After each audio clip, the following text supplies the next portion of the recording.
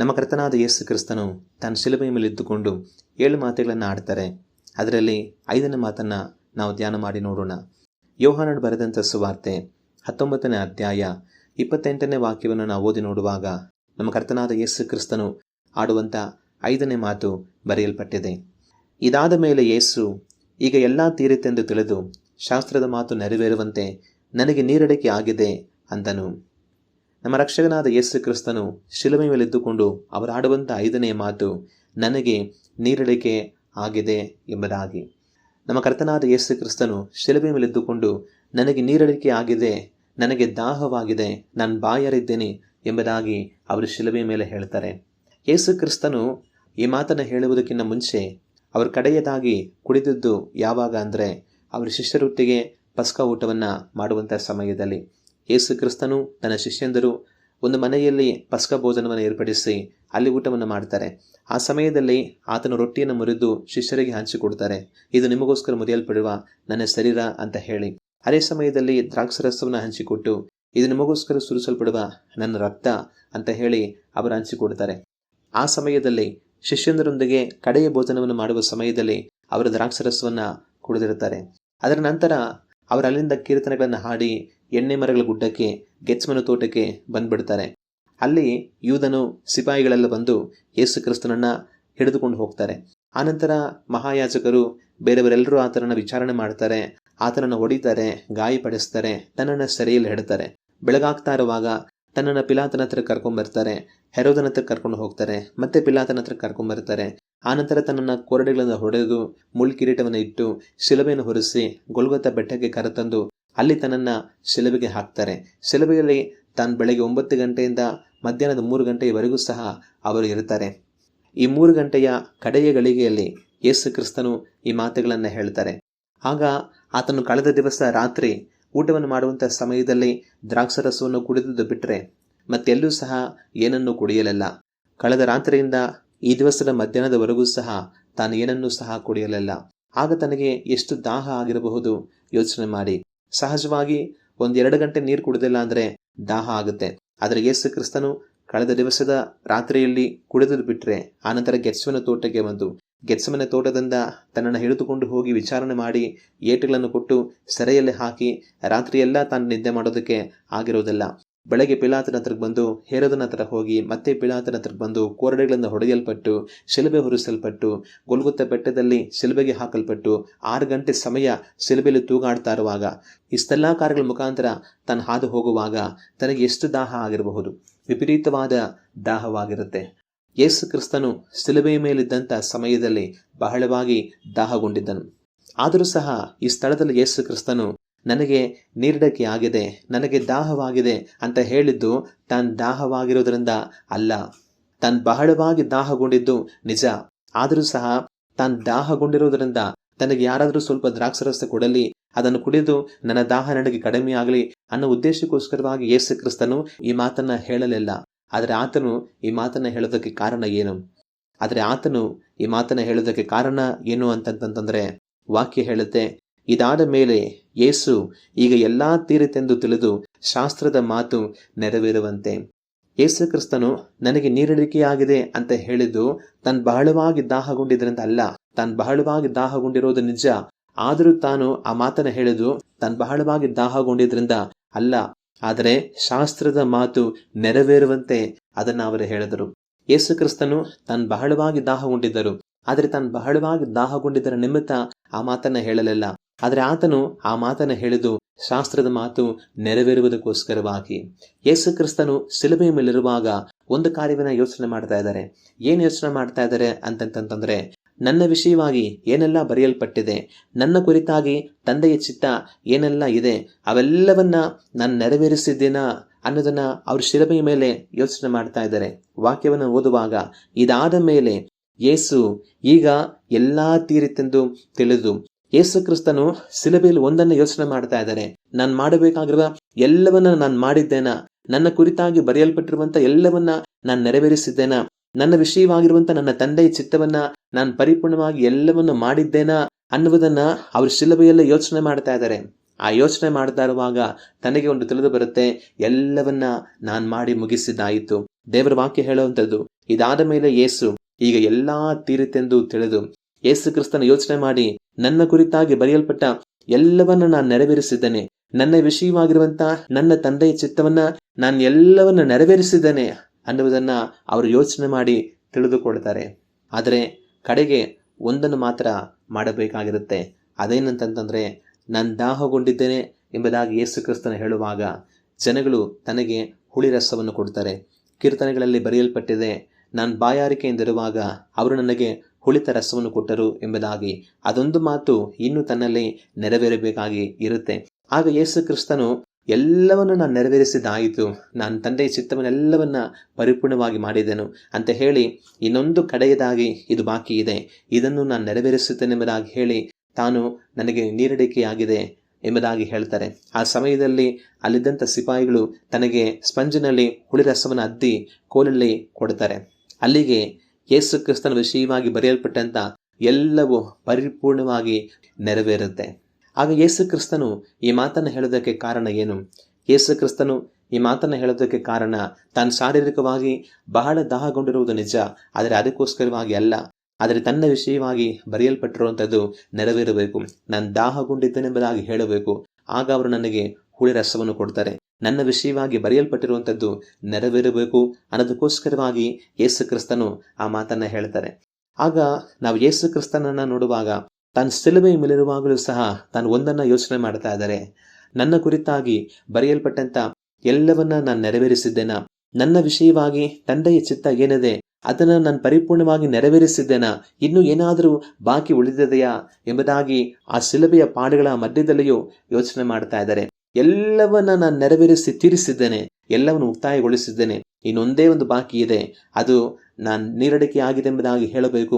ಇವರು ನನಗೆ ಹುಳಿ ರಸವನ್ನ ಕೊಡಬೇಕು. ಅದೊಂದೇ ಹೊರತು ಎಲ್ಲವನ್ನು ನೆರವೇರಿಸಿದ್ದೇನೆ ಅಂತ ಹೇಳಿ ಅದನ್ನು ತಾನು ಮಾಡಿ ಮುಗಿಸುವುದನ್ನ ನಾವು ಕಾಣ್ತೇವೆ. ಆಗ ಯೇಸು ಕ್ರಿಸ್ತನ ಚಿಂತೆ ಶಿಲುಬೆಯ ಮೇಲೆ ಇರುವಾಗಲೂ ಏನಾಗಿತ್ತು ಅಂತಂತಂದ್ರೆ, ನನ್ನ ವಿಷಯವಾಗಿ ಬರೆಯಲ್ಪಟ್ಟಿರುವ ಎಲ್ಲವನ್ನು ನಾನು ನೆರವೇರಿಸಿದ್ದೇನ, ನನ್ನ ಕುರಿತಾಗಿ ತಂದೆಯ ಚಿತ್ತವೇನಿದೆ ಅದನ್ನ ನಾನು ನೆರವೇರಿಸಿದ್ದೇನಾ ಎನ್ನುವುದೇ ಯೋಚನೆಯಾಗಿತ್ತು. ಎಲ್ಲವನ್ನು ನೆರವೇರಿಸಿದ್ದೇನೆ ಅಂತ ಹೇಳಿ ಕಡೆಯದಾಗಿ ಉಳಿದಿದ್ದ ಮತ್ತೊಂದನ್ನು ಸಹ ಅವರು ನೆರವೇರಿಸುತ್ತಾರೆ. ಇವತ್ತು ನಾನು ನೀವು ಯೋಚನೆ ಮಾಡಬೇಕಾಗಿರುವಂಥ ಒಂದು ಕಾರ್ಯ, ನಿಮ್ಮ ಕುರಿತಾಗಿ ದೇವರ ಚಿತ್ತರ ವಿಷಯದಲ್ಲಿ ನಾವು ಯಾವ ರೀತಿಯಾಗಿ ನಡೆಯುವಂತವರಾಗಿದ್ದೇವೆ. ಯೇಸು ಕ್ರಿಸ್ತನು ಶಿಲುಬೆಯ ಆ ಸಂಕಟದ ಮಧ್ಯದಲ್ಲಿಯೂ ಸಹ ನಾನು ತಂದೆಯ ಚಿತ್ತವೆಲ್ಲವನ್ನ ಪರಿಪೂರ್ಣವಾಗಿ ನೆರವೇರಿಸಿದೆನಾ, ನನ್ನ ಕುರಿತಾಗಿ ಬರೆಯಲ್ಪಟ್ಟಿರುವಂಥ ಎಲ್ಲವನ್ನ ನಾನು ಪೂರ್ಣಗೊಳಿಸಿದೆನಾ ಎಂಬುದಾಗಿ ಯೋಚನೆ ಮಾಡ್ತಾ ಇದ್ದಾರೆ.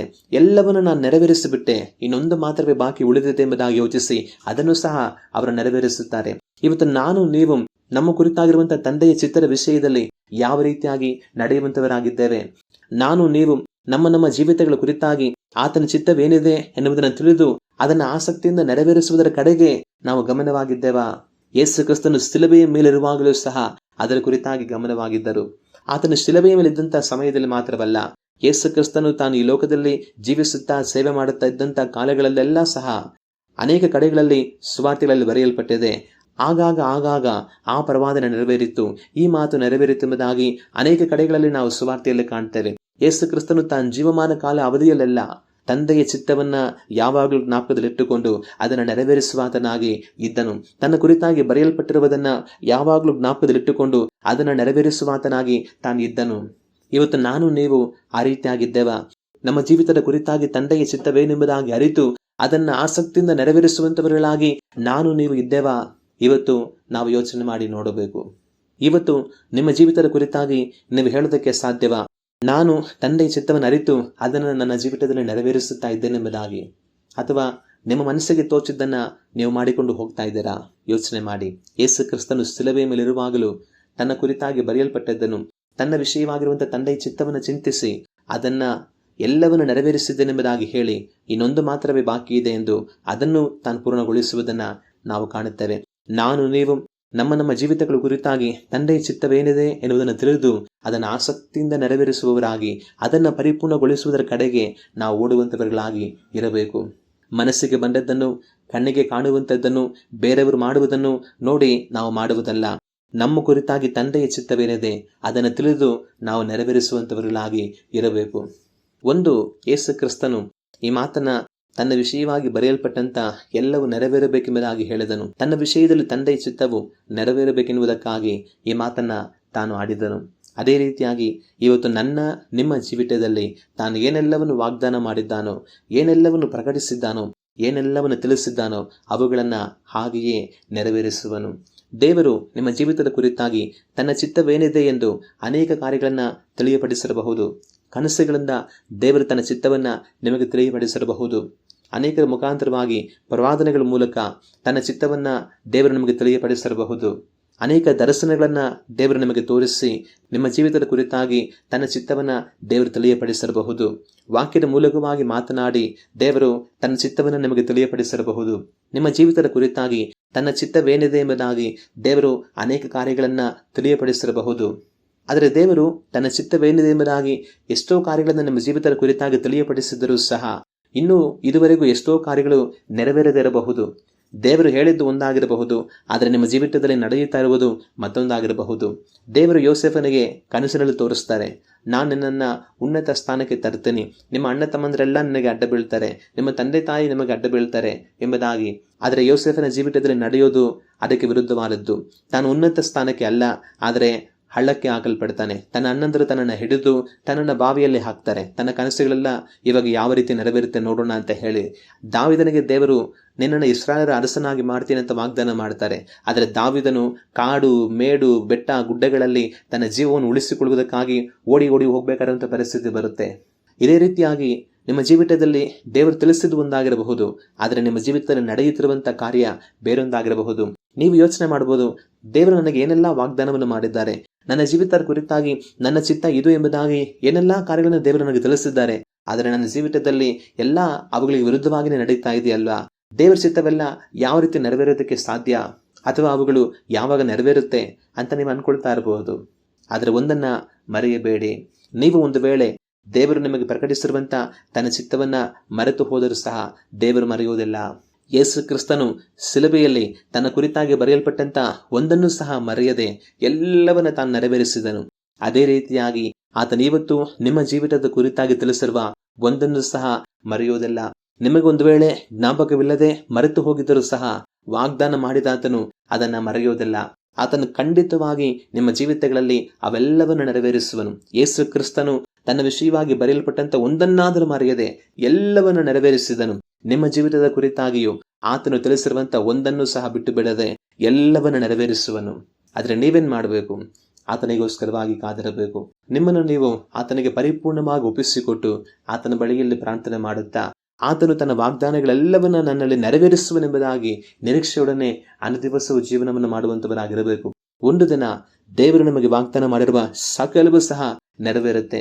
ದೇವರ ವಾಕ್ಯವು ಹೇಳುತ್ತೆ, ದೇವರು ಇಸ್ರಾಯೇಲರಿಗೆ ಮಾಡಿದಂಥ ಶ್ರೇಷ್ಠ ವಾಗ್ದಾನಗಳಲ್ಲಿ ಒಂದಾದರೂ ಬಿದ್ದು ಹೋಗಲಿಲ್ಲ ಎಂಬುದಾಗಿ. ನಿಮ್ಮ ಜೀವಿತದಲ್ಲಿಯೂ ಒಂದಾದರೂ ಸಹ ಬಿದ್ದು ಹೋಗುವುದಿಲ್ಲ, ಎಲ್ಲವನ್ನ ಆತನು ನೆರವೇರಿಸುತ್ತಾರೆ. ಆದ್ದರಿಂದ ಸೋತು ಹೋಗಬೇಡಿ, ನಿರಾಸೆಗೊಳ್ಳಬೇಡಿ. ಕರ್ತನು ನಿಮ್ಮ ಜೀವಿತದ ಕುರಿತಾಗಿ ತಿಳಿಯಪಡಿಸಿರುವ ತನ್ನ ಎಲ್ಲ ಚಿತ್ತವನ್ನು ಪರಿಪೂರ್ಣವಾಗಿ ನೆರವೇರಿಸುವನು. ಅದೇ ರೀತಿ ನಾನು ನೀವು ಏನನ್ನ ಮಾಡಬೇಕು? ದೇವರು ನಮಗೆ ವಾಗ್ದಾನಗಳನ್ನು ಮಾಡಿರುತ್ತಾರೆ, ಅವೆಲ್ಲವನ್ನು ದೇವರು ನಮ್ಮಲ್ಲಿ ಹಾಗೆಯೇ ನೆರವೇರಿಸುತ್ತಾರೆ. ಆದರೆ ನಾನು ನೀವು ಏನು ಮಾಡಬೇಕು? ನಾನು ನೀವು ಇತರಗಳಿಗೆ ನಾವು ಕೊಟ್ಟಂಥ ವಾಗ್ದಾನವನ್ನು ನೆರವೇರಿಸುವಂಥವರಾಗಿರಬೇಕು.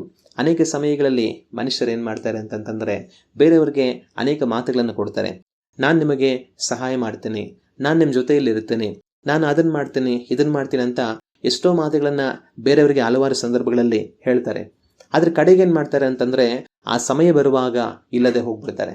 ಆದರೆ ಅವರ ಮಾತನ್ನು ನಂಬಿಕೊಂಡು ಕಾರ್ಯಗಳನ್ನು ಮಾಡಿದಂಥವರು ಕಡೆಗೆ ಅವ್ರ ಮಾತು ತಪ್ಪಿ ಆ ಕ್ಷಣಕ್ಕೆ ಅವರು ಸಹಾಯ ಮಾಡದೆ ಹೋಗುವುದರಿಂದ ಅವರಿಗೆ ಎಷ್ಟೋ ನೊಂದುಕೊಳ್ತಾರೆ. ಅಯ್ಯೋ, ಅವ್ರ ಮಾತನ್ನು ನಂಬ್ಕೊಂಡು ನಾವು ಇದನ್ನು ಶುರು ಮಾಡಿದ್ವಿ, ಅವ್ರ ಮಾತನ್ನು ನಂಬ್ಕೊಂಡು ನಾವು ಇದಕ್ಕೆ ಕೈ ಹಾಕಿದ್ವಿ, ಅವ್ರು ಆ ರೀತಿಯಾಗಿ ಹೇಳಿದ್ರು, ಇವ್ರು ಈ ರೀತಿಯಾಗಿ ಹೇಳಿದ್ರು, ಆದರೆ ಆ ಸಮಯ ಬರುವಾಗ ನಮಗೆ ಕೈ ಕೊಟ್ಬಿಟ್ರು. ಎಲ್ಲ ಮಾಡಿದ್ಮೇಲೆ ಕೊನೆಗೆ ನಮಗೆ ಮೋಸ ಮಾಡಿಬಿಟ್ರು, ಎಲ್ಲ ಮಾಡಿದ್ಮೇಲೆ ಅವ್ರ ಮಾತನ್ನು ಬದಲಾಯಿಸ್ಬಿಟ್ರು ಅಂತ ಹೇಳಿ ಕಣ್ಣೀರಿಡುವಂಥ ಎಷ್ಟೋ ಜನಗಳನ್ನ ನಾವು ನೋಡಬಹುದು. ಇವರೆಲ್ಲ ಯಾರು ಅಂತಂತಂದ್ರೆ ವಿಶ್ವಾಸ ದ್ರೋಹಿಗಳು, ಮಾತು ಕೊಟ್ಟು ಮೋಸ ಮಾಡುವಂಥವರು. ನಾವಿದ್ದೀವಿ, ನಾವು ನೋಡ್ಕೊಳ್ತೇವೆ, ಏನಾದರೂ ಆಗಲಿ ಮಾಡಿ ನಾವು ನಿಮಗೆ ಬೆಂಬಲ ಕೊಡ್ತೇವೆ ಅಂತೆಲ್ಲ ಹೇಳಿ ಮಾಡಿ ಕಡೆಗೆ ಆ ಸಮಯ ಬರುವಾಗ, ಆ ಗಳಿಗೆ ಬರುವಾಗ ಓಡಿ ಹೋಗ್ತಾರೆ. ಇವರೆಲ್ಲ ಯಾರು ಅಂತಂತಂದ್ರೆ ನಂಬಿಕೆ ದ್ರೋಹಿಗಳು. ದೇವರು ನಮಗೆ ವಾಗ್ದಾನ ಮಾಡಿರುವಂಥ ಒಂದನ್ನೂ ಸಹ ಮರೆಯದೆ ಎಲ್ಲವನ್ನ ನೆರವೇರಿಸ್ತಾರೆ. ಆದರೆ ನಾನು ನೀವು ಯಾವ ರೀತಿಯಾಗಿರಬೇಕು? ನಾನು ನೀವು ಇತರಗಳಿಗೆ ನಾವು ಕೊಟ್ಟಂಥ ಮಾತನ್ನು ತಪ್ಪುವಂಥವರಾಗಿ ಇರಬಾರದು. ಇವತ್ತು ನೀವು ಯಾವ ರೀತಿಯಾಗಿ ಜೀವಿಸ್ತಾ ಇದ್ದೀರಾ ಯೋಚನೆ ಮಾಡಿ. ಮತ್ತೊಂದು, ಯೇಸು ಕ್ರಿಸ್ತನಲ್ಲಿ ನನಗೆ ನೀರಡಿಕೆ ಆಗಿದೆ ಅಂತ ಹೇಳ್ತಾರೆ, ನನಗೆ ದಾಹವಾಗಿದೆ ಅಂತ ಹೇಳ್ತಾರೆ. ಅದೇ ರೀತಿಯಾಗಿ ಇವತ್ತು ಈ ಲೋಕವನ್ನು ನೋಡುವಾಗ ಎಷ್ಟೋ ಮನುಷ್ಯರು ದಾಹರಿಂದ ಇದ್ದಾರೆ. ಈ ಲೋಕದಲ್ಲಿ ದಾಹದಿಂದ ಇರುವಂಥ ಮನುಷ್ಯರ ಕುರಿತಾಗಿ ನಮ್ಮ ನಡವಳಿಕೆ ಯಾವ ರೀತಿಯಾಗಿದೆ ನಾವು ಯೋಚನೆ ಮಾಡಬೇಕು. ಒಂದು ವೇಳೆ ಯೇಸು ಕ್ರಿಸ್ತನು ಶಿಲುಬೆಯಲ್ಲಿ ಪಾಡುಗಳನ್ನು ಅನುಭವಿಸುವಂತಹ ಸಮಯದಲ್ಲಿ ನನಗೆ ನೀರಡಿಕೆ ಆಗಿದೆ ಅಂತ ಹೇಳುವ ಸಮಯದಲ್ಲಿ ನೀವೇ ಅಲ್ಲಿ ಇದ್ದೀರಾ ಅಂತ ಅಂದ್ಕೊಳ್ಳಿ. ಆಗ ನೀವೇನು ಮಾಡ್ತಾ ಇದ್ರಿ?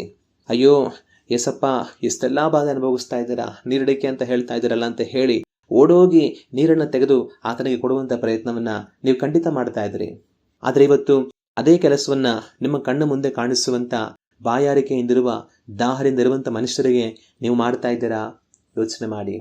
ಯೇಸು ಕ್ರಿಸ್ತನ ಶಿಲುಬೆಯ ಮುಂದೆ ನೀವು ಇದ್ದಿದ್ದರೆ ಆತನ ದಾಹ ಅಂತ ಹೇಳುವಾಗ ನೀವು ಖಂಡಿತವಾಗಿ ಓಡೋಡಿ ಆತನಿಗೆ ನೀರು ಕೊಡುವಂಥ ಪ್ರಯತ್ನ ಮಾಡ್ತಾ ಇದ್ರಿ. ಇವತ್ತು ಅದೇ ರೀತಿಯಲ್ಲಿ ನಿಮ್ಮ ಕಣ್ಣ ಮುಂದೆ ಬಾಯಾರಿರುವಂಥ ಮನುಷ್ಯರ ವಿಷಯದಲ್ಲಿ ನೀವು ನಡೆದುಕೊಳ್ತಾ ಇದ್ದೀರಾ? ಯೋಚನೆ ಮಾಡಿ. ಯೇಸು ಕ್ರಿಸ್ತನ್ ಹೇಳಿದಂಥ ಮಾತು, ಈ ನನ್ನ ಸಹೋದರರಲ್ಲಿ ಅಲ್ಪವಾದವನಿಗೆ ನೀವೇನನ್ನು ಮಾಡಿದರೋ ಅದನ್ನು ನನಗೂ ಮಾಡಿದ ಹಾಗಾಯಿತು. ಈ ಲೋಕದಲ್ಲಿ ನಿಮ್ಮ ಕಣ್ಣು ಮುಂದೆ ಕಾಣಿಸುವಂಥ ಬಾಯಾರಿರುವಂಥ ದಾಹಗೊಂಡಿರುವಂಥ ಒಂದು ಮನುಷ್ಯನಿಗೆ ನೀವು ಯೇಸು ಕ್ರಿಸ್ತನ ಹೆಸರಿನಲ್ಲಿ ನೀರನ್ನು ಕೊಡುವಾಗ ಅದು ಯೇಸು ಕ್ರಿಸ್ತನಿಗೆ ಕೊಟ್ಟ ಹಾಗಾಯಿತು. ಇವತ್ತು ನೀವು ಈ ಲೋಕದಲ್ಲಿ ದಾಹಗೊಂಡವರಿಗೆ ನೀರನ್ನು ಕೊಡ್ತೀರಾ ಅಂತಂತಂದರೆ ಶಿಲುಬೆಯಲ್ಲಿ ಯೇಸು ಕ್ರಿಸ್ತನಿಗೆ ನೀವು ನೀರು ಕೊಟ್ಟ ಹಾಗೆ. ಇವತ್ತು ನಿಮ್ಮ ಕಣ್ಣು ಮುಂದೆ ದಾಹಗೊಂಡು ಬಾಯಾರಿರುವಂಥ ಮನುಷ್ಯರ ವಿಷಯದಲ್ಲಿ ನಿಮ್ಮ ನಡವಳಿಕೆ ಯಾವ ರೀತಿಯಾಗಿದೆ ಯೋಚನೆ ಮಾಡಿ. ಈ ಲೋಕದಲ್ಲಿ ಮನುಷ್ಯರು ಎರಡು ರೀತಿಯ ಬಾಯಾರಿಕೆಯಿಂದ ಇದ್ದಾರೆ. ಒಂದು, ಅವರು ದೇವರಿಲ್ಲದವರುಗಳಾಗಿ ದಾಹಗೊಂಡಿದ್ದಾರೆ. ಅವರು ಸತ್ಯವನ್ನು ಅರಿಯದವರಾಗಿ, ರಕ್ಷಣೆ ಇಲ್ಲದವರುಗಳಾಗಿ ಬಾಯಾರಿಕೆಯಿಂದ ಇದ್ದಾರೆ. ಆದರೆ ಇಂಥ ಜನಗಳ ವಿಷಯದಲ್ಲಿ ನೀವು ಯಾವ ರೀತಿಯಾಗಿ ನಡೆದುಕೊಳ್ತಾ ಇದ್ದೀರಾ ಯೋಚನೆ ಮಾಡಿ. ಈ ಲೋಕದಲ್ಲಿ ದೇವರನ್ನು ಅರಿಯದವರಾಗಿ, ಸತ್ಯವನ್ನು ತಿಳಿಯದವರಾಗಿ, ರಕ್ಷಣೆ ಇಲ್ಲದವರಾಗಿ ದಾಹಗೊಂಡು ಬಳಲಿ ಹೋಗಿ ಬಾಯಾರಿರುವಂಥ ಜನಗಳಿಗೆ ಜೀವ ಜಲವಾಗಿರುವಂಥ ಯೇಸು ಕ್ರಿಸ್ತನನ್ನು ತೋರಿಸಬೇಕಾಗಿರುವಂಥದ್ದು ನಮ್ಮ ಕರ್ತವ್ಯ. ಇವತ್ತು ನೀವು ಆ ಕೆಲಸವನ್ನು ಮಾಡ್ತಾ ಇದ್ದೀರಾ? ಲೋಕದಲ್ಲಿ ಜನರು ಸತ್ಯವನ್ನು ಅರಿಯದವರಾಗಿ, ರಕ್ಷಣೆ ಇಲ್ಲದವರುಗಳಾಗಿ ಬಾಯಾರಿ ದಾಹಗೊಂಡು ಬಳಲಿ ಹೋಗಿದ್ದಾರೆ. ಅವರುಗಳಿಗೆ ಜೀವ ಜಲವಾಗಿರುವಂಥ ಯೇಸು ಕ್ರಿಸ್ತನನ್ನ ನೀವು ತೋರಿಸಿಕೊಡ್ತಾ ಇದ್ದೀರಾ? ಯೋಚನೆ ಮಾಡಿ. ನಾನು ನೀವು ಈ ಲೋಕದಲ್ಲಿರುವಂಥ ಮನುಷ್ಯರಿಗೆ ಯೇಸು ಕ್ರಿಸ್ತನ ಸುವಾರ್ತೆಯನ್ನು ತಿಳಿಯಪಡಿಸಿ ಅವರು ಸತ್ಯವನ್ನು ಅರಿಯುವುದಕ್ಕೆ, ರಕ್ಷಣೆ ಹೊಂದಿಕೊಳ್ಳುವುದಕ್ಕೆ ಅವಕಾಶ ಉಂಟು ಮಾಡುವಂಥವர்களಾಗಿ ಇರಬೇಕು. ಇವತ್ತು ನಾವು ಇತರಗಳಿಗೆ ಯೇಸು ಕ್ರಿಸ್ತನ ಕುರಿತಾದ ಸತ್ಯವನ್ನು ತಿಳಿಸುವಂಥವರಾಗಿದ್ದೇವಾ? ಇತರಗಳಿಗೆ ಸುವಾರ್ತೆಯನ್ನು ಸಾರುವಂಥವರಾಗಿದ್ದೇವಾ? ನಾವು ಯೋಚನೆ ಮಾಡಿ ನೋಡಬೇಕು. ಲೋಕದಲ್ಲಿ ಮನುಷ್ಯರು ಮತ್ತೊಂದು ರೀತಿಯ ಬಾಯಾರಿಕೆಯಿಂದ ಇದ್ದಾರೆ. ಅನೇಕರು ಕೆಲಸವಿಲ್ಲ, ಕೈಯಲ್ಲಿ ಹಣವಿಲ್ಲ, ಬದುಕುವುದಕ್ಕೆ ದಾರಿ ಇಲ್ಲ, ಸಾಲಗಳನ್ನು ಕಟ್ಟುವುದಕ್ಕೆ ಆಗ್ತಾ ಇಲ್ಲ, ನಮ್ಮ ವ್ಯಾಪಾರ ವಹಿವಾಟುಗಳು ಕೆಟ್ಟು ಹೋಗಿದೆ ಅಂತ ಹೇಳಿ ಜೀವನ ಮಾಡೋದಕ್ಕೆ ದಾರಿ ಇಲ್ಲದರ, ಹಣಕಾಸು ಇಲ್ಲದರ, ಸಾಲ ಸಂಕಷ್ಟಗಳಲ್ಲಿ ಕಟ್ಟಲ್ಪಟ್ಟವರುಗಳಾಗಿ ಅವರು ದಾಹದಿಂದ ಇದ್ದಾರೆ. ಇದರಿಂದ ಯಾರಾದರೂ ನಮಗೆ ಸಹಾಯ ಮಾಡಿ ನಾವು ಹೊರಬರೋದಕ್ಕೆ ನಮಗೆ ಅವಕಾಶವಾದರೆ ಎಷ್ಟೋ ಚೆನ್ನಾಗಿರುತ್ತೆ ಅಂತ ಜನಗಳು ದಾಹದಿಂದ ಇದ್ದಾರೆ. ಅಂಥವ್ರ ವಿಷಯದಲ್ಲಿ ನೀವು ಯಾವ ರೀತಿಯಾಗಿ ನಡೆದುಕೊಳ್ತಾ ಇದ್ದೀರಾ? ಕೆಲಸ ಇಲ್ಲ ಅನ್ನೋರಿಗೆ ಕೆಲಸವನ್ನು ಒದಗಿಸುವುದಕ್ಕೆ ನಿಮ್ಮಿಂದ ಆಗುವಂಥ ಪ್ರಯತ್ನ ಮಾಡಿ. ಹಣಕಾಸು ಇಲ್ಲದಿರುವಂಥವರಿಗೆ ನಿಮ್ಮಿಂದ ಆಗುವಂಥ ಹಣಕಾಸಿನ ಸಹಾಯವನ್ನು ಮಾಡಿ. ಜೀವನ ನಡೆಸುವಂಥವರಿಗೆ ದಾರಿ ಇಲ್ಲ ಅನ್ನುವಂಥವರಿಗೆ ನಿಮ್ಮಿಂದ ಆಗುವಂಥ ಸಹಾಯ ಮಾಡಿ ಅವರ ಜೀವನವನ್ನು ನಡೆಸುವುದಕ್ಕೆ ನೀವು ಪ್ರಯತ್ನ ಮಾಡಿ. ಮಾಡುವಂಥ ವ್ಯಾಪಾರಗಳಲ್ಲಿ ನಷ್ಟದಿಂದ ಇರುವಂಥವರಿಗೆ ಅದರಿಂದ ಹೊರಬಂದು ಅವರ ಜೀವನ ಚೆನ್ನಾಗಿರುವುದಕ್ಕೆ ನಿಮ್ಮಿಂದ ಯಾವ ರೀತಿಯ ಸಹಾಯ ಮಾಡುವುದಕ್ಕೆ ಸಾಧ್ಯವೋ ಆ ರೀತಿಯಾಗಿ ಮಾಡಿ. ಅನೇಕರು ರೋಗದಿಂದ ಕಟ್ಟಲ್ಪಟ್ಟು ವ್ಯಾಧಿಯಿಂದ ಬಳಲಿ ಹೋಗಿ ಬಾಯಾರಿ ಹೋಗಿದ್ದಾರೆ. ಅಂಥವರ ವಿಷಯದಲ್ಲಿ ನಿಮ್ಮ ನಡವಳಿಕೆ ಯಾವ ರೀತಿಯಾಗಿದೆ? ಅವರ ರೋಗಗಳು ವಾಸಿಯಾಗೋದಕ್ಕೆ ನಿಮ್ಮಿಂದ ಆಗುವಂಥ ಹಣ ಸಹಾಯವನ್ನು ಮಾಡಿ. ನಿಮಗೆ ಯಾರೋ ಒಬ್ಬರು ಒಳ್ಳೆಯ ವೈದ್ಯರು ಪರಿಚಯ ಇದ್ದರೆ ಅವರ ಕುರಿತಾಗಿ ತಿಳಿಸಿಕೊಡಿ. ಅವರನ್ನು ಕರೆದುಕೊಂಡು ಹೋಗಿ ಆಸ್ಪತ್ರೆಗೆ ತೋರಿಸೋದಕ್ಕೆ ಯಾರೂ ಇಲ್ಲ ಅಂತಂತಂದರೆ ನೀವೇ ಕರೆದುಕೊಂಡು ಹೋಗಿ ಅವರನ್ನು ಆಸ್ಪತ್ರೆಗೆ ತೋರಿಸಿ. ಅನೇಕರಿಗೆ ಜೀವನದಲ್ಲಿ ಸಮಾಧಾನ ಇಲ್ಲ, ಮನೆಯಲ್ಲಿ ಜಗಳ, ಜೀವನದಲ್ಲಿ ಏನು ಮಾಡಬೇಕನ್ನೋದೇ ಅರ್ಥ ಆಗದಿರ ಬಳಲಿ ಹೋಗಿ ಬಾಯಾರಿಕೆಯಿಂದ ಇರ್ತಾರೆ. ಅಂಥವರುಗಳಿಗೆ ನಿಮ್ಮಿಂದ ಆಗುವಂಥ ಸಮಾಧಾನದ ಮಾತುಗಳನ್ನು ಹೇಳಿ ಅವರನ್ನು ಬಲಪಡಿಸಿ ಅವರ ಸಮಸ್ಯೆಗಳು ಸರಿ ಹೋಗೋದಕ್ಕೆ ನಿಮ್ಮಿಂದ ಆಗುವಂಥ ಪ್ರಯತ್ನವನ್ನು ಮಾಡಿ. ಯಾವ ರೀತಿಯಾಗೆಲ್ಲ ಮನುಷ್ಯರು ಒಂದು ವೇಳೆ ಬಳಲಿ ಬಾಯಾರಿ ಹೋಗಿದ್ರೂ ಸಹ ಅವರು ಅದರಿಂದ ಹೊರಬರೋದಕ್ಕೆ ನಿಮ್ಮಿಂದ ಆಗುವಂಥ ಎಲ್ಲ ಪ್ರಯತ್ನಗಳನ್ನು ಮಾಡಿ. ಯೇಸು ಕ್ರಿಸ್ತನು ಶಿಲುಬೆಯಲ್ಲಿ ನನಗೆ ನೀರಡಿಕೆ ಆಗಿದೆ ಎಂಬುದಾಗಿ ಹೇಳ್ತಾರೆ. ಇವತ್ತು ಲೋಕದಲ್ಲಿ ದೇವರಿಲ್ಲದೆ, ಸತ್ಯವನ್ನು ಅರಿಯದೆ, ರಕ್ಷಣೆ ಇಲ್ಲದೆ ನೀರಡಿಕೆಯಿಂದ ಇರುವಂಥ ಜನಗಳಿದ್ದಾರೆ. ಅವರಿಗೆ ಜೀವ ಜಲವಾಗಿರುವಂಥ ಯೇಸು ಕ್ರಿಸ್ತನನ್ನು ತೋರಿಸಿಕೊಡಿ. ಲೋಕದ ಕಷ್ಟ, ಕಣ್ಣೀರು, ಸಮಸ್ಯೆ, ಬಾಧೆಗಳಿಂದ ಬಳಲಿ ಹೋಗಿ ಬಾಯಾರಿಕೆಯಿಂದ ಬದುಕುತ್ತಾ ಇರುವಂಥವರಿದ್ದಾರೆ. ಅವರಿಗೆ ನಿಮ್ಮಿಂದ ಆಗುವಂಥ ಸಹಾಯವನ್ನು ಮಾಡಿ ಅವರ ಬಾಯಾರಿಕೆಯನ್ನು ತೀರಿಸುವುದಕ್ಕೆ ನೀವು ಪ್ರಯತ್ನ ಮಾಡಿ. ಇವತ್ತು ಒಂದು ವೇಳೆ ಈ ವಾಕ್ಯವನ್ನು ಕೇಳುವಂಥ ನೀವೇ ಏನೋ ಒಂದು ಬಾಯಾರಿಕೆಯಲ್ಲಿರಬಹುದು. ಏನೋ ಒಂದು ಕಾರ್ಯದಲ್ಲಿ ಕಟ್ಟಲ್ಪಟ್ಟವರಾಗಿ ಬಿಡುಗಡೆ ಇಲ್ಲದೆ ಏನು ಮಾಡಬೇಕೆಂಬುದಾಗಿ ತಿಳಿಯದೆ ಯಾವ ದಾರಿ ಕಾಣದೆ ಕಣ್ಣೀರಿನಲ್ಲಿ ಮನ ಒಡೆದವರಾಗಿ ಬಾಯಾರಿಕೆಯಿಂದ ಇರಬಹುದು. ಆದರೆ ನೀವು ಇವತ್ತು ಒಂದು ವೇಳೆ ಆ ರೀತಿಯಾಗಿ ಬಾಯಾರಿಕೆಯಲ್ಲಿ ಇದ್ದೀರಾ ಅಂತಂತಂದರೆ ಒಂದನ್ನು ತಿಳಿದುಕೊಳ್ಳಿ, ನಿಮ್ಮ ಹಾಗೆಯೇ ಯೇಸು ಕ್ರಿಸ್ತನು ಸಿಲುಬೆಯಲ್ಲಿ ಬಾಯಾರಿಕೆಯನ್ನು ಅನುಭವಿಸಿದನು. ಆತನು ಅನುಭವಿಸಿದಂಥ ಬಾಯಾರಿಕೆ ನಿಮ್ಮ ಬಾಯಾರಿಕೆ. ಆತನೇ ಬಾಯಾರಿಕೆಯನ್ನು ಅನುಭವಿಸಿರುವುದರಿಂದ ನಿಮ್ಮ ಬಾಯಾರಿಕೆ ಆತನಿಗೆ ತಿಳಿದಿದೆ. ನೀವು ಆತನನ್ನು ನೋಡಿ ಕೂಗಿ ಕರೆಯುವಾಗ ಆತನು ಜೀವ ಜಲವನ್ನು ಕೊಟ್ಟು ನಿಮ್ಮ ಬಾಯಾರಿಕೆಯನ್ನೆಲ್ಲ ನೀಗಿಸುವನು, ನಿಮ್ಮನ್ನು ತೃಪ್ತಿಪಡಿಸುವನು. ಇವತ್ತು ನೀವು ಆತನನ್ನು ನೋಡಿ, ಯೇಸುವೆ ನನ್ನ ಬಾಯಾರಿಕೆಯನ್ನೆಲ್ಲ ನೀಗಿಸು ಸ್ವಾಮಿ, ನೀನು ನನ್ನ ಬಾಯಾರಿಕೆಯನ್ನು ಅನುಭವಿಸಿದೆ, ಆದ್ದರಿಂದ ನನ್ನ ಬಾಯಾರಿಕೆಯನ್ನು ನೀಗಿಸು, ನನಗೆ ಜೀವ ಜಲವನ್ನು ಕೊಟ್ಟು ನನ್ನನ್ನು ತೃಪ್ತಿಪಡಿಸುವುದಾಗಿ ಆತನನ್ನು ನೋಡಿ ನೀವು ಕೂಗಿ ಕರೆಯುವುದಾದರೆ ಆತನು ಜೀವಕರವಾದ ನೀರನ್ನು ಕೊಟ್ಟು ನಿಮ್ಮ ಬಾಯಾರಿಕೆಯನ್ನೆಲ್ಲ ನೀಗಿಸುವನು, ನಿಮ್ಮನ್ನು ತೃಪ್ತಿಪಡಿಸುವನು. ಸೋತು ಹೋಗಬೇಡಿ, ಕುಗ್ಗಿ ಹೋಗಬೇಡಿ, ಮನಗುಂದಬೇಡಿ. ನಿಮ್ಮ ಬಾಯಾರಿಕೆಯನ್ನು ನೀಗಿಸಿ ನಿಮ್ಮನ್ನು ತೃಪ್ತಿಗೊಳಿಸಿ ನಿಮಗೆ ಜೀವಕರವಾದ ನೀರನ್ನು ಕೊಟ್ಟು ನಿಮ್ಮನ್ನು ನಡೆಸುವಂಥ ಯೇಸು ಕ್ರಿಸ್ತನು ಇರುವನು. ಆತನನ್ನು ನೋಡಿ ಕೂಗಿ ಕರೆಯಿರಿ, ಆತನು ಕಡ್ಡಾಯವಾಗಿ ನಿಮಗೆ ಉತ್ತರವನ್ನು ಕೊಟ್ಟು ನಿಮ್ಮ ಬಾಯಾರಿಕೆಯನ್ನು ನೀಗಿಸುವನು. ಮತ್ತೆ ನಾವು ದೇವರ ವಾಕ್ಯದಲ್ಲಿ ಗಮನಿಸುವಂಥ ಒಂದು ವಿಷಯ ಏನು ಅಂತಂದರೆ, ಯೇಸು ಕ್ರಿಸ್ತನು ನನಗೆ ನೀರಡಿಕೆ ಆಗಿದೆ ಅಂತ ಹೇಳ್ತಾರೆ. ಯೇಸು ಕ್ರಿಸ್ತನಿಗೆ ಯಾವ ಕಾರಣಕ್ಕೆ ನೀರಡಿಕೆ ಆಗಿತ್ತು? ಯೇಸು ಕ್ರಿಸ್ತನಿಗೆ ತಂದೆಯ ಚಿತ್ತವನ್ನು ನೆರವೇರಿಸುವುದಕ್ಕೆ, ತನ್ನ ಕುರಿತಾಗಿ ಬರೆಯಲ್ಪಟ್ಟಿರುವಂಥ ಎಲ್ಲವನ್ನು ಪೂರ್ಣಗೊಳಿಸುವುದಕ್ಕೆ ನೀರಡಿಕೆ ಆಗಿತ್ತು. ತಂದೆಯ ಚಿತ್ತವನ್ನು ನೆರವೇರಿಸುವುದಕ್ಕೆ ತನಗೆ ನೀರಡಿಕೆ ಆಗಿತ್ತು. ಇವತ್ತು ನಿಮಗೆ ಯಾವುದಕ್ಕೆ ನೀರಡಿಕೆ ಆಗ್ತಾ ಇದೆ ಯೋಚನೆ ಮಾಡಿ. ಯೇಸು ಕ್ರಿಸ್ತನಿಗೆ ಬಾಯಾರಿಕೆ ಉಂಟಾಗಿದ್ದು ತಂದೆಯ ಚಿತ್ತವನ್ನು ನೆರವೇರಿಸುವುದಕ್ಕೆ, ತನ್ನ ಕುರಿತಾಗಿ ಬರೆಯಲ್ಪಟ್ಟಿರುವಂಥ ಎಲ್ಲವನ್ನು ಪೂರ್ಣಗೊಳಿಸುವುದಕ್ಕೆ. ಇವತ್ತು ನಿಮಗೆ ಯಾವುದಕ್ಕೆ ಬಾಯಾರಿಕೆ ಆಗ್ತಾ ಇದೆ ಯೋಚನೆ ಮಾಡಿ. ಅನೇಕರಿಗೆ ಇನ್ನೂ ಯಾವ ರೀತಿ ದುಡ್ಡನ್ನು ಹೆಚ್ಚಾಗಿ ಸಂಪಾದಿಸಬೇಕು ಅನ್ನೋದಕ್ಕೋಸ್ಕರ ಬಾಯಾರಿಕೆ ಆಗ್ತಾ ಇದೆ. ಅನೇಕರಿಗೆ ಹಣಕ್ಕೋಸ್ಕರ ಬಾಯಾರಿಕೆ ಆಗ್ತಾ ಇರುತ್ತೆ. ಇನ್ನೂ ನಾವು ಯಾವ ರೀತಿಯಾಗಿ ಹೆಚ್ಚಿನ ದುಡ್ಡನ್ನು ಸಂಪಾದಿಸೋಣ, ಇನ್ನೂ ಯಾವ ರೀತಿಯಾಗಿ ಹೆಚ್ಚಾಗಿ ದುಡ್ಡನ್ನು ಮಾಡಿಕೊಳ್ಳೋಣ, ಇನ್ನೂ ಯಾವ ರೀತಿಯಾಗಿ ಆಸ್ತಿಯನ್ನು ಅಧಿಕವಾಗಿ ಮಾಡೋಣ ಅಂತ ಹಣಕ್ಕೋಸ್ಕರವಾಗಿ ಅನೇಕರಿಗೆ ಬಾಯಾರಿಕೆ ಆಗ್ತಾ ಇರುತ್ತೆ. ಅನೇಕರಿಗೆ ಇನ್ನೂ ಯಾವ ರೀತಿಯಾಗಿ ಹೆಚ್ಚಾಗಿ ಹೆಸರನ್ನು ಸಂಪಾದಿಸೋಣ, ಇನ್ನೂ ಯಾವ ರೀತಿಯಾಗಿ ನಾವು ಹೆಚ್ಚಾಗಿ ಪ್ರಖ್ಯಾತಿಯನ್ನು ಹೊಂದೋಣ, ಇನ್ನೂ ಯಾವ ರೀತಿಯಾಗಿ ನಾವು ಹೆಚ್ಚಾಗಿ ಹೆಸರನ್ನು ಸಂಪಾದಿಸೋಣ ಅನ್ನೋದಕ್ಕೆ ಬಾಯಾರಿಕೆ ಆಗ್ತಾ ಇರುತ್ತೆ. ಇವತ್ತು ನಿಮಗೆ ಯಾವುದಕ್ಕೋಸ್ಕರವಾಗಿ ಬಾಯಾರಿಕೆ ಆಗ್ತಾ ಇದೆ ಯೋಚನೆ ಮಾಡಿ. ಯೇಸು ಕ್ರಿಸ್ತನಿಗೆ ಬಾಯಾರಿಕೆ ಆಗಿದ್ದು ತಂದೆಯ ಚಿತ್ತವನ್ನು ನೆರವೇರಿಸುವುದಕ್ಕೆ, ತನ್ನ ಕುರಿತಾಗಿ ಬರೆಯಲ್ಪಟ್ಟಂತೆ ಎಲ್ಲವನ್ನ ಪೂರ್ಣಗೊಳಿಸೋದಕ್ಕೆ. ಇವತ್ತು ಅನೇಕರಿಗೆ ಬಾಯಾರಿಕೆ ಆಗ್ತಾ ಇರೋದು ಹಣವನ್ನು ಸಂಪಾದಿಸೋದಕ್ಕೆ, ಹೆಸರನ್ನು ಸಂಪಾದಿಸೋದಕ್ಕೆ, ಸ್ಥಾನಮಾನಗಳನ್ನು ಸಂಪಾದಿಸೋದಕ್ಕೆ, ತಮ್ಮನ್ನ ಮಹಿಮೆಪಡಿಸಿಕೊಳ್ಳೋದಕ್ಕೆ, ತಮ್ಮನ್ನ ಹೆಚ್ಚಿಸಿಕೊಳ್ಳೋದಕ್ಕೆ. ಇವತ್ತು ನಿಮಗೆ ಯಾವುದಕ್ಕೆ ಬಾಯಾರಿಕೆ ಆಗ್ತಾ ಇದೆ ಯೋಚನೆ ಮಾಡಿ. ನಾನು ನೀವು ತಂದೆಯ ಚಿತ್ತವನ್ನು ನೆರವೇರಿಸುವುದಕ್ಕೆ ಬಾಯಾರುವಂಥವರಾಗಿರಬೇಕು. ನಮ್ಮ ಕುರಿತಾಗಿ ಆತನ ಉದ್ದೇಶವೇನಿದೆ ಅದನ್ನು ನೆರವೇರಿಸುವುದಕ್ಕಾಗಿ ನಾವು ಬಾಯಾರುವಂಥವರುಗಳಾಗಿರಬೇಕು. ಇನ್ನು ದೇವರನ್ನ ಹೆಚ್ಚಾಗಿ ಪ್ರೀತಿಸುವುದಕ್ಕೆ, ದೇವರೊಟ್ಟಿಗೆ ಅನ್ಯೋನ್ಯ ಸಹವಾಸದಲ್ಲಿ ನಡೆಯುವುದಕ್ಕೆ ನಾವು ಬಾಯಾರಿಕೆ ಉಳ್ಳವರುಗಳಾಗಿರಬೇಕು. ಇನ್ನು ನಾವು ಪರಿಶುದ್ಧರಾಗುವ, ನಾವು ನೀತಿಯನ್ನು ಅನುಸರಿಸುವ, ಹೆಚ್ಚಾಗಿ ಪ್ರಾರ್ಥನೆ ಮಾಡುವ, ಹೆಚ್ಚಾಗಿ ದೇವರ ವಾಕ್ಯವನ್ನು ಓದುವಂತ ಬಾಯಾರಿಕೆ ನಮಗಿರಬೇಕು. ಯೇಸು ಕ್ರಿಸ್ತನ ಬರುವಿಕೆಗಾಗಿ ಸಿದ್ಧಗೊಳ್ಳಬೇಕೆನ್ನುವಂತ, ಆತನ ಬರುವಿಕೆಯಲ್ಲಿ ನಾನು ಒಯ್ಯಲ್ಪಡಬೇಕು, ಆತನನ್ನು ನಾನು ದರ್ಶಿಸಬೇಕು ಎನ್ನುವಂಥ ಬಾಯಾರಿಕೆ ನಮಗಿರಬೇಕು. ಅನೇಕ ಆತ್ಮಗಳನ್ನು ರಕ್ಷಣೆಗೆ ತರಬೇಕೆನ್ನುವಂಥ ಬಾಯಾರಿಕೆ ನಮಗಿರಬೇಕು. ಆದರೆ ನಿಮ್ಮ ಬಾಯಾರಿಕೆ ಯಾವುದು ಯೋಚನೆ ಮಾಡಿ. ದೇವರು ನಮ್ಮನ್ನು ಆಶೀರ್ವದಿಸಲಿ, ನಮ್ಮನ್ನು ಆಶೀರ್ವದಿಸಲಿ, ನಮ್ಮನ್ನು ಆಶೀರ್ವದಿಸಲಿ, ನಮ್ಮನ್ನು ಮೇಲಕ್ಕೆ ತರಲಿ, ಮೇಲಕ್ಕೆ ತರಲಿ, ಮೇಲಕ್ಕೆ ತರಲಿ. ಇದೇ ನಿಮ್ಮ ಬಾಯಾರಿಕೆನ ಯೋಚನೆ ಮಾಡಿ. ಯೇಸು ಕ್ರಿಸ್ತನು ತಂದೆಯ ಚಿತ್ತವನ್ನು ನೆರವೇರಿಸುವುದಕ್ಕಾಗಿ ಬಾಯಾರಿಕೆಗೊಂಡನು.